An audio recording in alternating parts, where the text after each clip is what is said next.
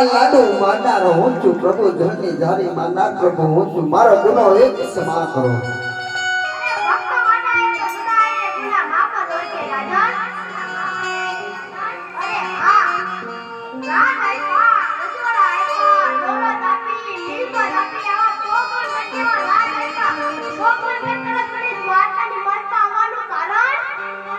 હે પ્રભુ, આજ મારા દુઃખની વાત બધી તમે જાણો છો, છતાં તમે જાણતા શું કામ બનો છો?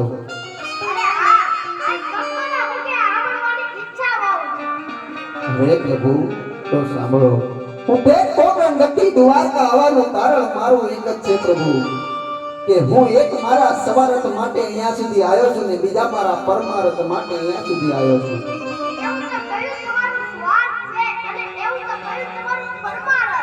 હરે પ્રભુ, સ્વરથ કહેતા કે મારા ઘરે શેર માટેની ખોટ છે પ્રભુ, હું વાંચ્યો છું, આનો કાક બાય કરો. બહુ સારું.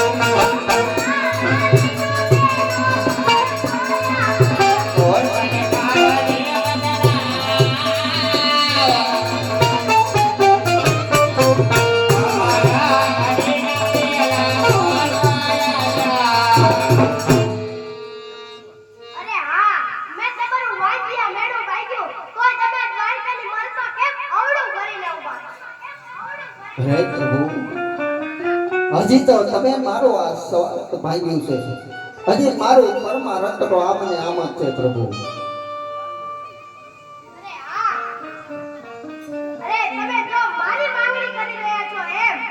હા પ્રભુ, તમે મારા ઘરે અવતાર ધારણ કરો. હરે પ્રભુ, જો તમે મારા ઘરે અવતાર ધારણ કરતા હોય તો શું તમે કહો એટલા વચને બંધાવા પ્રભુ તૈયાર છું.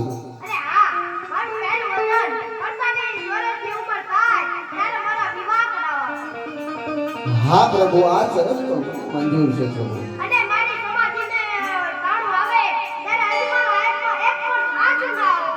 હે પ્રભુ, આ દુનિયામાં એનો કયો બાપ હશે કે પોતાનો દીકરો સુધાર જાય ત્યારે પિતાની આંખમાં એક આંસુ પણ ન હોય. હે પ્રભુ, પણ હા તમે મારા ઘરે અવતાર ધારણ કરો છો એટલા માટે આ શરત પર મને મંજૂર છે.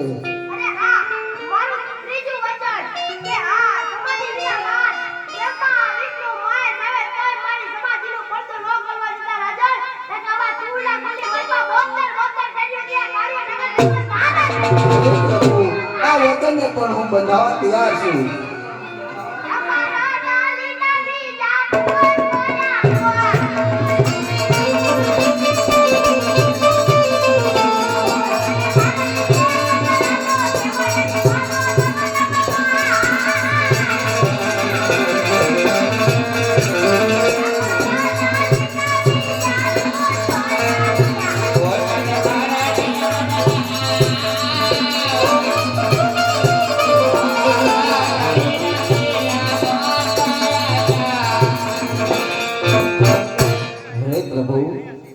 તમે આ મને પેલું પુષ્પ આપ્યું છે, આજ મારે એનું નામ શું રાખવું? ભલે પ્રભુ, તમે આ મને બીજું પુષ્પ આપ્યું છે, એનું મારે નામ શું રાખવું?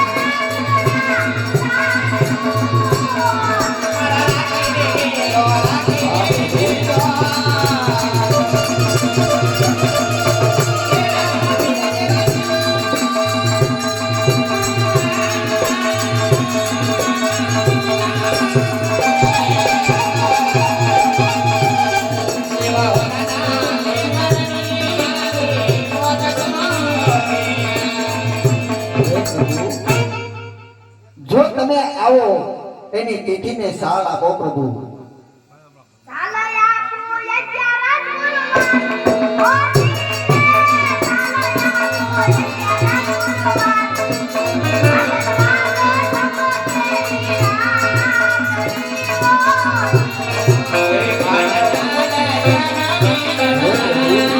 તમે આવો એની નિશાની મને દાન આપો પ્રભુ.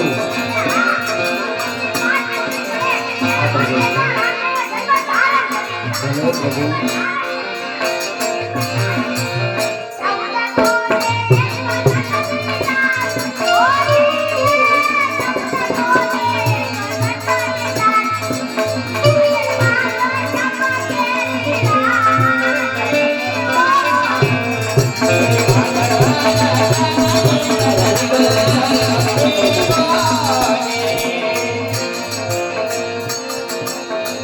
હે પ્રભુ, જો તમે મારા ઘરે અવતાર ધારણ કરવાના હોય તો મને દ્વારકાની અંદર કોલ આપો પ્રભુ.